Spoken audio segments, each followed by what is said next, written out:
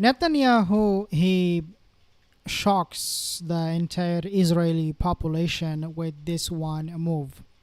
We'll talk about this in a more detailed way. Before I do that, not subscribe, consider subscribing.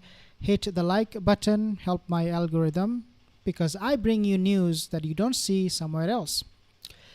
Now, this is absolutely shocking, as I have said on my thumbnail. What happened, if you do not know, last week, this guy, Netanyahu, he held a meeting with the ministers, with the Shin Bet chief, Ronen Bar, and also with the chief of the intelligence organization of Israel, Mossad.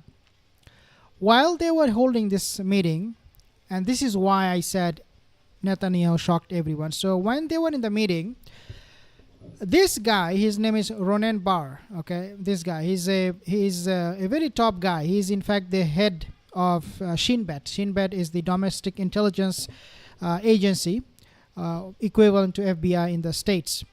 So in that meeting, when they were talking and discussing, they had some real shouting match.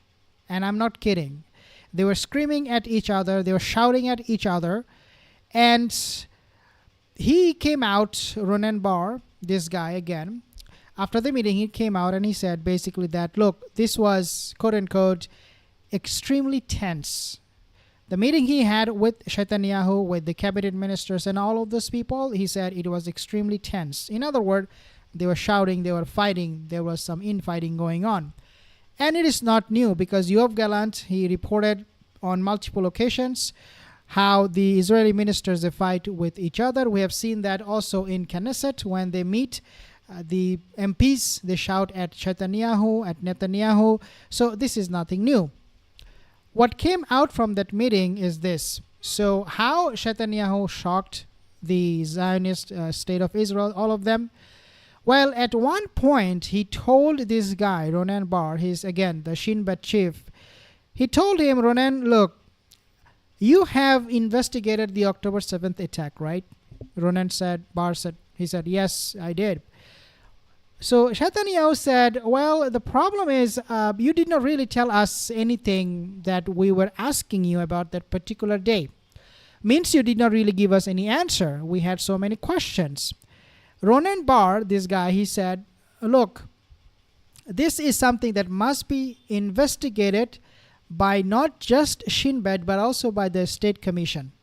Means he was indirectly telling to Netanyahu that, look, don't hold me responsible, because you, at the end of the day, was the main guy. You were the head of state. Therefore, October 7 happened because of your failure. Now, what is interesting is this. Recently, they have done a survey. And according to that survey, the Israelis, 77% of them, they are now accusing Benjamin Netanyahu of total failure. And all of them said, 77%, that Netanyahu must therefore resign. In other words, Netanyahu should be held responsible squarely for the October 7th attack, according to the new survey.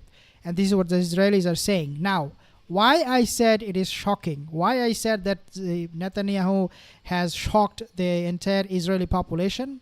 Well, it is because instead of taking responsibility, instead of not shouting at Ronen Bar, this guy again, Shin Bet chief, he did exactly the opposite.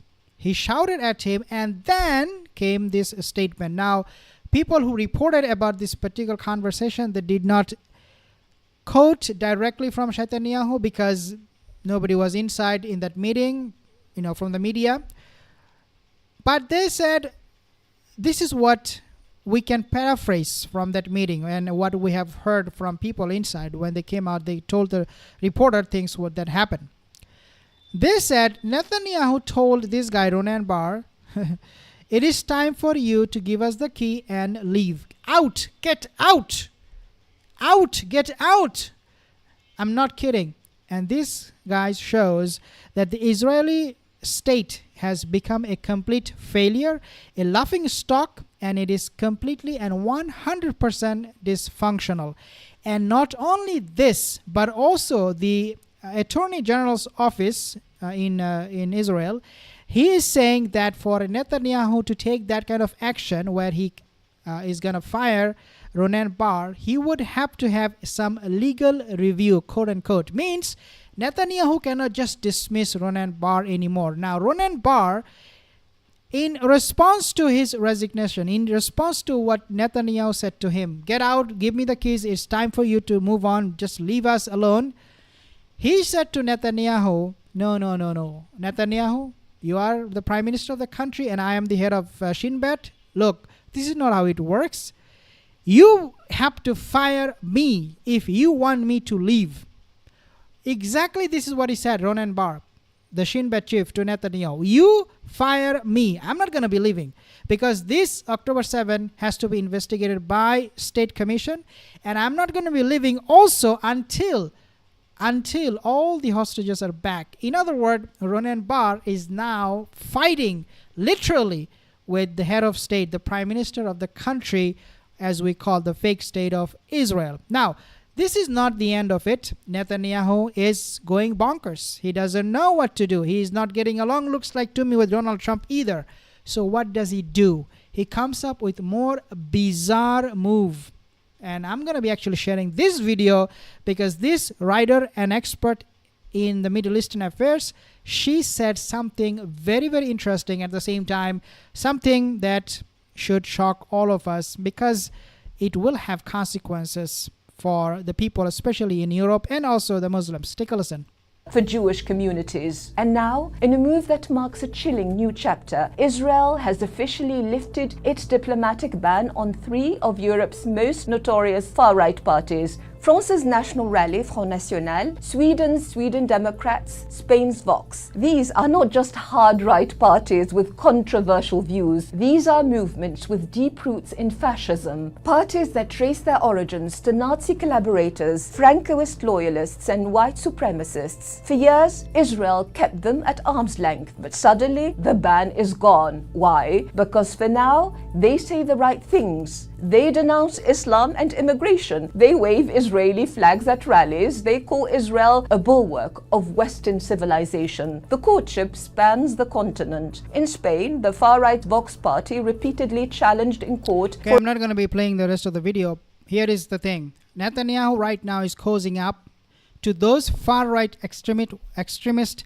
white supremacist groups who oppose Islam in Europe, who oppose Palestine in Europe, who is now just as corrupt as Netanyahu himself, in addition to making some bizarre, strange moves in his government, in his cabinet. Netanyahu is also doing something that is totally unprecedented. Why? Because these far-right groups in Spain, in Germany, elsewhere in Europe, they used to hate the Jews. They used to hate them. I'm not kidding.